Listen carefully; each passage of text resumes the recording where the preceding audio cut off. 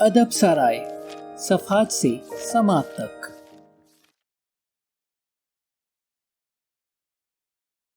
اب تک کے ساتھ اور تعاون کا شکریہ، مزید تعاون کے منتظر۔ با اثر افراد کی 7 عادات، پارٹ 1۔ اندر سے باہر کی طرف۔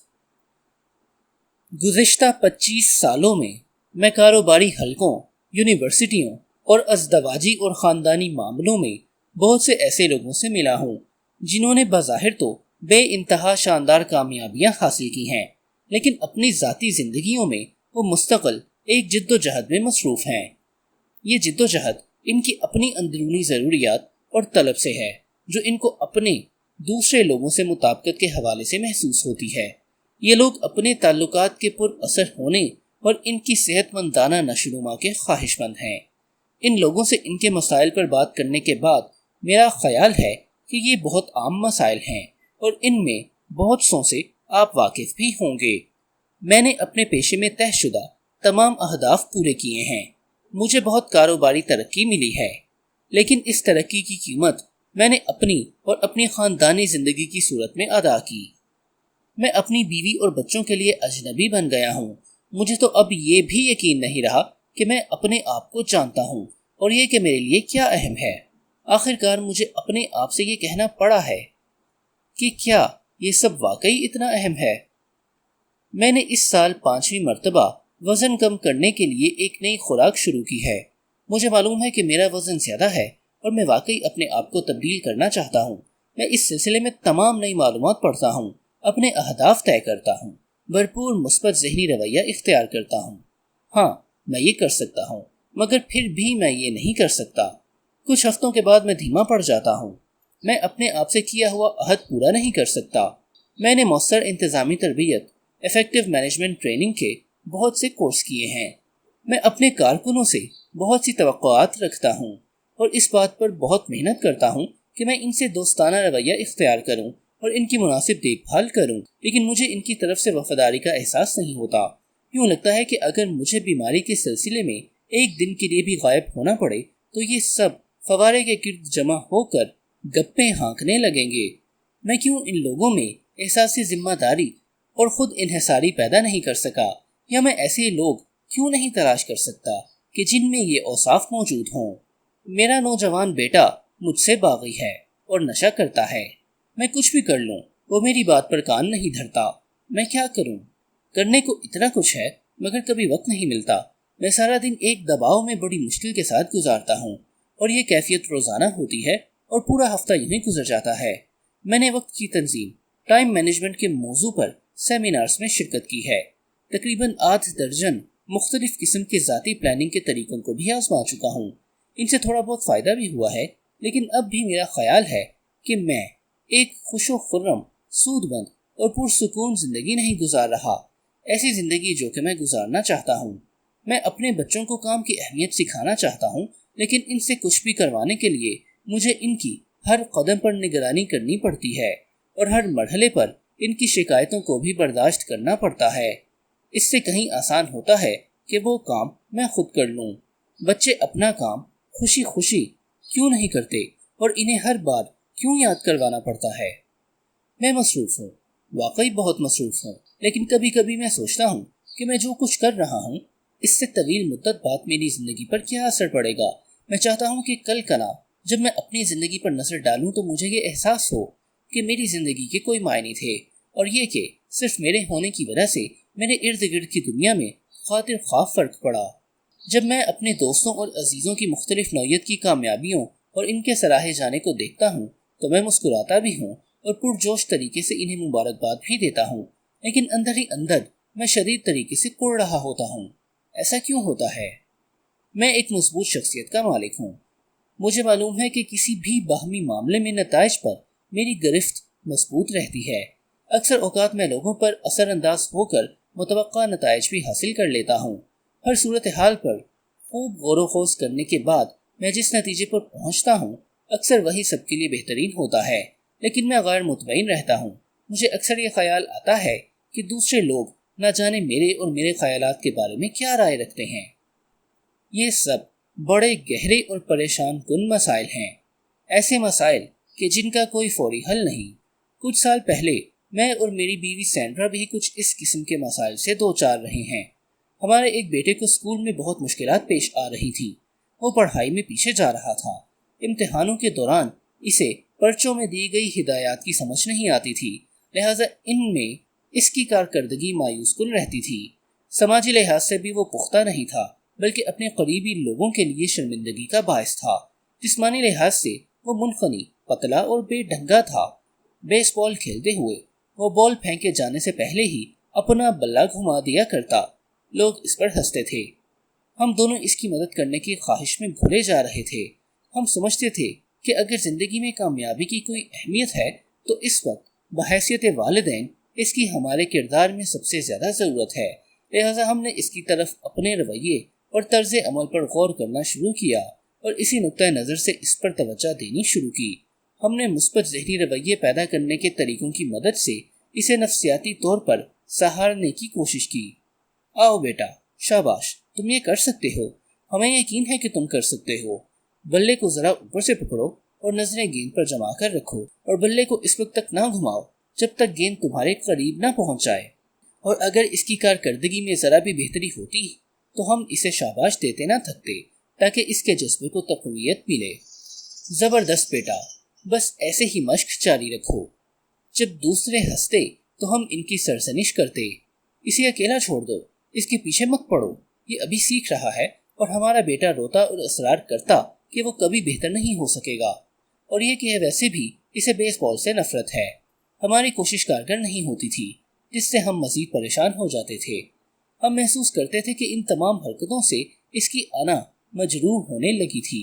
جب ہماری حوصلہ دینے کی تمام مثبت کوششیں رائیگاں ہو گئیں تو ہم پیچھے ہٹ گئے اور صورتحال کا ایک نئے اور مختلف طریقے سے جائزہ لینے لگے۔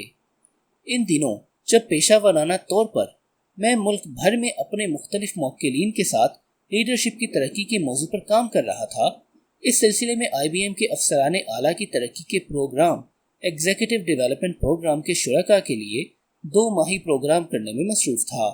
اس تیاری اور تحقیق و ترکیب کرتے ہوئے مجھے انسانی زاویہ نگاہ اور اس کے بننے کے عمل سے خاصی دلچسپی پیدا ہو گئی کہ کیسے ہمارا زاویہ نگاہ ہمارے طرز عمل کی تشکیل کرتا ہے اور کیسے ہمارے سوچنے کا انداز ہمارے طرز عمل پر حکمرانی کرتا ہے۔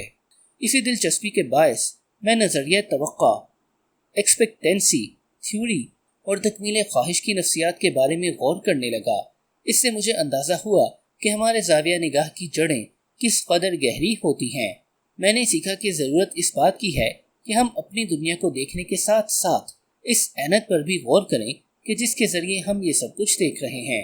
دنیا کے بارے میں ہمارے خیالات کی تشکیل کا اسی اینک پر انحصار ہے۔ جیسے جیسے میں نے اور سینڈرا نے اپنی صورتحال پر غور کیا اور ان تصورات پر بات چیت شروع کی جو میں IBM میں پڑھ رہا تھا، تو ہمیں اندازہ ہوا کہ اپنے بیٹے کی مدد کرنے کا ہمارا طریقہ اور اپنے بیٹے کے بارے میں ہمارا اصلی تصور، ان دونوں میں کوئی مطابقت نہیں تھی۔ جب پوری ایمانداری اور گہرائی کے ساتھ اپنے احساسات کا جائزہ لیا تو ہم نے جانا کہ اندر خانے ہم اسے بنیادی طور پر نااہل اور پیچھے رہ جانے والا سمجھتے ہیں، قطع نظر اس بات کی کہ ہم نے اپنے زاویوں اور اطوار کو سنوارنے کی کتنی کوشش کی، لیکن سب کچھ بے سود گیا۔ اپنے تمام مثبت الفاظ اور اطوار کے باوجود دراصل ہم اسے یہ کہہ رہے تھے، تم ایک نااہل انسان ہو اور تمہیں ہماری حفاظت کی ضرورت ہے۔ ہمیں یہ احساس ہونا شروع ہو گیا کہ اگر ہم صورتحال میں بہتری کے خواہش مند ہیں تو پھر پہلے ہمیں اپنے سوچنے کے انداز کو تبدیل کرنا ہوگا۔ شخصیت اور کردار کی اخلاقیات۔ ادراک پر اپنی تحقیق کے ساتھ ساتھ میں 1776 سے لے کر اب تک امریکہ میں کامیابی کے موضوع پر لکھے گئے ادب کا بھی گہرے استغراق کے ساتھ مطالعہ کر رہا تھا۔ شخصی ترقی، اپنی مدد آپ اور پاپولر نفسیات کے موضوعات پر حقیقتاً سینکڑوں کتابیں اور مضامین وغیرہ میرے زیر مطالعہ تھے۔ یہاں میں ان کا سرسری جائزہ لے رہا تھا۔ کامیاب زندگی گزارنے کے بارے میں آزاد اور جمہوری لوگوں کے تصورات مجھے ازبر تھے۔ پچھلی 2 صدیوں پر محیط کامیابی پر لکھے گئے ادب کے مطالعے کے دوران مجھے اس کے بارے میں ایک چیز حیران کن طریقے سے محسوس ہونے لگی۔ گزشتہ سالوں میں اپنے ساتھ کام کرنے والے لوگوں کی زندگیوں اور آپس کے تعلقات میں ان کی مشکلات کے مشاہدے اور بیٹے کے سلسلے میں اپنے حالیہ درد بھرے تجربے کی روشنی میں مجھے 50 سالوں میں لکھا گیا ادب اور زیادہ سطحی لگنے لگا۔ یہ ادب سماجی تصورات کے شعور اور مسائل کے فوری حل، کوئک فکس سولوشن کے نسخوں سے بھرا پڑا تھا۔ یہ نسخے سماجی پیٹیوں اور ایسپرین کی مانند تھے، جو کہ مرض کی شدید اور فوری علامتوں کا علاج تو کر سکتے تھے، لیکن ذیل سطح پرانے اور گہرے مسائل پر قطر اثر انداز نہیں ہو سکتے۔ جبکہ یہ مسائل بڑھتے بھی رہتے ہیں اور وقتاً فوقتاً اپنا اظہار بھی کرتے رہتے ہیں۔ اس کے برعکس شروع کے 150 سالوں میں لکھا گیا ادب اخلاقی اقدار پر مرکوز ہے اور اسے ہی کامیابی کی بنیاد مانا جاتا ہے۔ کردار کی اخلاقیات، کریکٹر ایتھک سے مراد راست بازی، عاجزی، فرض شناسی، اعتدال، جرت، انصاف، جفا کشی، سادگی اور کسر نفسی کے سنہرے اصول ہیں۔ بینجامن فرینکلن کی خود نوشت اس ادب کی نمائندگی کرتی ہے۔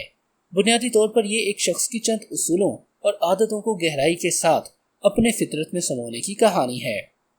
اخلاقی اقدار کی تعلیم یہ ہے کہ پر اثر زندگی گزارنے کے لیے کچھ اصول ہیں، اور لوگ حقیقی کامیابی اور جاوداں مسرت تبھی حاصل کرتے ہیں جب وہ ان اصولوں کو اپنی بنیادی کردار میں ڈھالنا سیکھ لیتے ہیں۔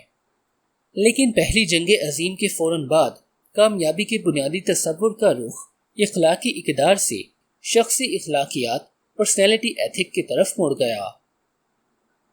کامیابی کا تصور شخصیت، شہرت، رویے اور طرز عمل اور فن و ہنر کے ساتھ نتھی ہو گیا، اور یہی چیزیں انسانی تعلقات کو بہتر بنانے کا موجب سمجھی جانے لگی۔ شخصی اخلاقیات نے بنیادی طور پر دو راہیں اختیار کی، ایک تعلقات عامہ کو بہتر بنانے کی تکنیکیں اور دوسری مثبت ذہنی رویہ، پازیٹیو مینٹل ایٹیٹیوڈ، PMA۔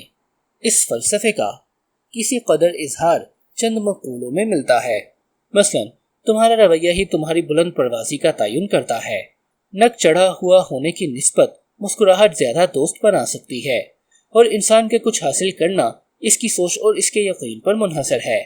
شخصی اخلاقیات کے طرز نظر کے دوسرے پہلو واضح طور پر چالاکی اور دھوکہ دہی پر مبنی تھے۔ یہ لوگوں کو ایسی تکنیکیں استعمال کرنے پر ابھارتے تھے جن کے ذریعے لوگ دوسروں کے منظور نظر بن سکیں یا دوسروں کے مشاغل میں نقلی دلچسپی لیں تاکہ ان سے اپنا مقصد حاصل کر سکیں، یا نظر کی طاقت استعمال کریں یا پھر دوسروں کو ڈرا دھمکا کر زندگی میں اپنی راہ بنا سکیں۔ اس ادب کا کچھ حصہ کامیابی میں کردار کو ایک عنصر کے طور پر مانتا تو ضرور ہے، مگر کامیابی کی بنیادی وجہ نہیں سمجھتا، بلکہ اسے ایک علیحدہ درجے پر رکھ کر دیکھتا ہے۔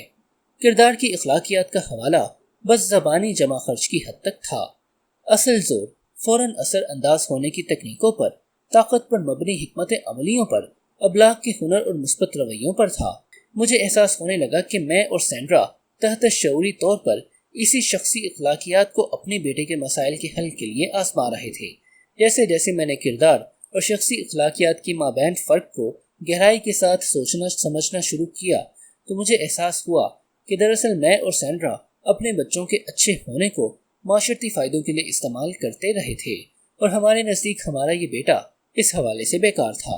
ہمارا اپنے بارے میں تصور اور ایک اچھے اور خیال رکھنے والے والدین کے طور پر اپنا کردار ہمارے اپنے بیٹے کے تصور کے مقابلے میں زیادہ اہم اور گہرا تھا۔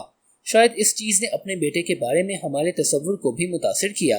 ہمارا مسائل کے بارے میں طرز نظر اور اسے حل کرنے کے طریقے میں بہت کچھ مدغم تھا، اور یہ سب کچھ اپنے بیٹے کی فلاح کے بارے میں ہماری اصل تشویش کے جذبے پر حاوی ہو رہا تھا۔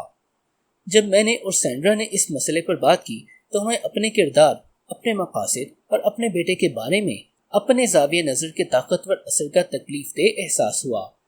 ہمیں معلوم تھا کہ معاشرتی تقابل کے محرکات ہمارے بیٹے کے بارے میں ہمارے گہرے جذبات سے ہم آہنگ نہیں تھے، اور یہ زیادہ سے زیادہ ایک مشروط پیار کا موجب ہو سکتے تھے، جو کہ آخرکار ہمارے بیٹے میں احساس کمتری کی وجہ بن جاتے۔ لہٰذا ہم نے یہ طے کر لیا کہ ہم اپنی تمام تر توجہ اپنی تکنیکوں کی بجائے اپنے اوپر، اپنے گہرے محرکات پر اور اپنے بیٹے کے بارے میں اپنے ادراک پر مرکوز کریں گے۔ اس کو تبدیل کرنے کی بجائے ہم نے اس کو اپنے آپ سے علیحدہ کر کے دیکھنے کی کوشش کی، تاکہ اس کی شناخت، انفرادیت، علیحدہ حیثیت اور قدر و قیمت کو محسوس کر سکیں۔ گہری سوچ بچار اپنے یقین اور دعاؤں کے ذریعے بالآخر ہم نے اپنے بیٹے کو اس کی اپنی غیر معمولی حیثیت میں دیکھنا شروع کر دیا۔ پھر ہم نے اس میں تہ در تہ صلاحیتیں دریافت کی جو کہ اس کے اپنے طریقے سے اور مناسب وقت پر سامنے آئیں گی۔ ہم نے فیصلہ کر لیا کہ اس کی اپنی شخصیت کو ابھرنے کا موقع دینے کے لیے ہم اس کے راستے سے خود کو ہٹا لیں گے۔ ہم نے پرسکون ہونے کا فیصلہ کر لیا۔ اس کی حوصلہ افزائی کرنے، اس سے لطف اندوز ہونے اور اس کی قدر کرنے کو ہم نے اپنے قدرتی فریضے کے طور پر دیکھنا شروع کر دیا۔ ساتھ ہی ساتھ ہم نے پوری دیانتداری کے ساتھ اپنے مقاصد پر غور کیا اور تحفظ کے داخلی محرکات پر توجہ دی تاکہ ہمارے لیے اپنے بچوں کی قدر و قیمت کا احساس ان کے قابل قبول رویے پر منحصر نہ رہے۔ جیسے جیسے اپنے بیٹے کے بارے میں ہمارے پرانے تصور میں لچک پیدا ہوئی اور اقدار پر مبنی محرکات پیدا ہونا شروع ہوئے تو نئی طرح کے احساسات ابھرنے لگے۔ اس کو جانچنے اور اس کا تقابلی جائزہ لینے کی بجائے ہم اس سے لطف اندوز ہوتے۔ اپنے تخیل میں ہم نے اسے معاشرتی قبولیت کے سانچے میں ڈھالنا بھی ختم کر دیا، کیونکہ اب ہم نے اسے بنیادی طور پر ایک قابل اور زندگی سے نمٹنے کے اہل شخص کے طور پر دیکھنا شروع کر دیا تھا۔ لہٰذا ہم نے اسے دوسروں کے تمسخر سے محفوظ رکھنے کی کوششیں بھی ترک کر دی، چونکہ اس کی پرورش اسی حفاظتی ماحول میں ہوئی تھی۔ لہٰذا شروع میں اس تبدیلی کو اس نے ایک تکلیف کے طور پر محسوس کیا اور اس کا اظہار بھی کیا، جسے ہم نے تو سن لیا لیکن اس کا جواب دینا ضروری نہ جانا۔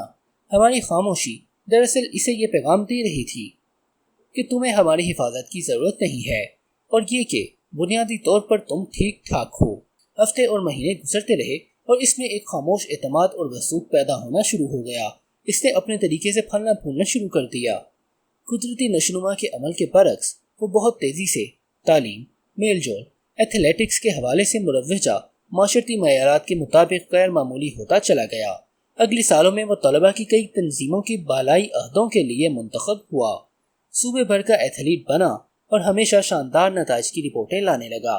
اس نے ایک جاذب نظر اور بے باک شخصیت پیدا کر لی، جس کے باعث وہ بے خطر ہر طرح کے لوگوں سے میل جول رکھنے کا اہل ہو گیا۔ سینڈرا اور میرا خیال ہے کہ ہمارے بیٹے کی سماجی طور پر متاثر کن کامیابیاں دراصل اس کا اپنے بارے میں سچا اظہار تھی اور اس کی وجہ محض معاشرتی نہیں تھی۔ میرے اور سینڈرا کے لیے یہ ایک حیران کن تجربہ تھا، جس سے ہم نے اپنے دوسرے بچوں اور دیگر تعلقات کے بارے میں بہت کچھ سیکھا۔ بڑی ذاتی سطح پر ہمیں کامیابی کے لیے شخصی اخلاقیات اور کردار کی اخلاقیات کے فرق کے بارے میں سمجھ آئی۔ حضرت داؤد نے ہماری اس پر اعتماد رائے کا اظہار بہت خوب انداز میں کیا ہے۔ اپنے دل کو پوری محنت کے ساتھ کھنگالو کہ دراصل یہیں سے زندگی کے تمام مسائل اٹھتے ہیں۔ ادب سرائے۔